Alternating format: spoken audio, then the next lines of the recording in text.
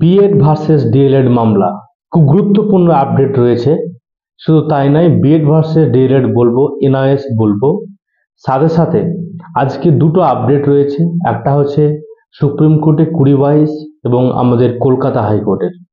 প্রথমত কলকাতা হাইকোর্ট দিয়ে শুরু করি। আজকে কলকাতা হাইকোর্টের ক্লাস 5কে ইনক্লুড করা নিয়ে একটি গুরুত্বপূর্ণ মামলা ছিল। এই মামলা সপক্ষে খুব সুন্দর যা হিয়ারিং হয়েছে খবর পেয়েছি। এতে করে বোঝা যাচ্ছে যে ক্লাস 5কে যেহেতু এনসিটিই এর নিয়ম যে পিআরটি মানে 1 to 5 আর আপার প্রাইমারি যেটা ক্লাস 6 থেকে 8, কিন্তু আমাদের রাজ্যের প্রায় বেশিরভাগ বলতে পারি আমরা 90% প্রাইমারি স্কুলে ক্লাস 5টা কিন্তু নেই। তো এই জন্য আমরা খুব দ্রুত একটা ফলাফল দেখতে পাবো, মানে জাজমেন্ট পেয়ে যাব আমরা কলকাতা হাইকোর্ট থেকে যে ক্লাস 5কে অতি দ্রুত একেবারে ইনক্লুড করা হয় প্রাইমারি সেকশনে। ঠিক আছে, তো এর ফল টেট 2022 আদৌ পাবে কি, এটা গ্যারান্টি দিয়ে কেউ কিচ্ছু বলতে পারবে না।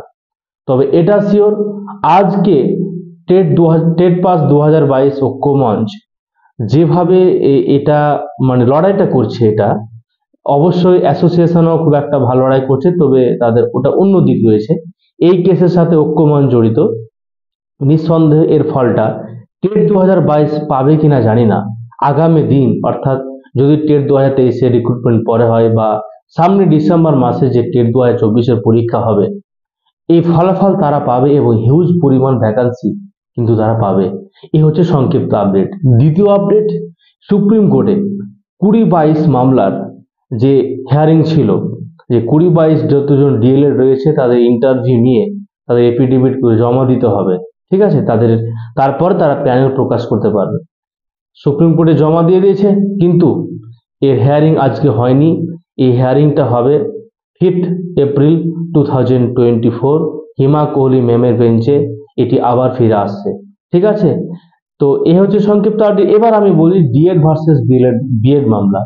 ডিএলএড ভার্সেস বিএড এ মধ্যপ্রদেশের যে ঘটনাটা ঘটেছে, যে জাজমেন্ট এসছে যে তাদেরকে সার্টিফিকেট যে বৈধতা ব্যাপারটা আসছে, যে সমস্ত ইন সার্ভিস রয়েছে সেই ইনফা সার্ভিসদেরকে ব্রিজ কোর্স করিয়ে তাদের যে টেট সার্টিফিকেট বা তাদের যে ট্রেনিং সেটাকে ভ্যালিড করতে হবে। তো এই ব্যাপারটা মানে বিএড করে চাকরি করছে এবং তাদের ব্রিজ কোর্স করে তাদেরকে ভ্যালিড করা হবে, এটা নিয়ে সুপ্রিম কোর্ট গেছে। এবং আমাদের রাজ্যে যেটা চলছে সেটা হচ্ছে সার্টিফিকেট ইনভ্যালিড করতে হবে বিএড করার পরে যারা মানে টেট পাস করেছে তাদেরকে।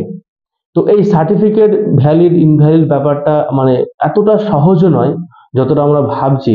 আমি একেবারে নিরপেক্ষভাবে ভিডিওটা করছি, সুতরাং অনেকে আবার ডিএলএড অ্যাডমিশন নিয়ে নিয়েছে, অনেকে হয়তো ভাবছে ডিএলএড অ্যাডমিশন নেবো কি নেবো না। আমি তাদেরকে বলবো আর কিছুটা দিন অপেক্ষা করো, এখন তো ডিএলএড অ্যাডমিশনের কোনো ব্যাপার নাই।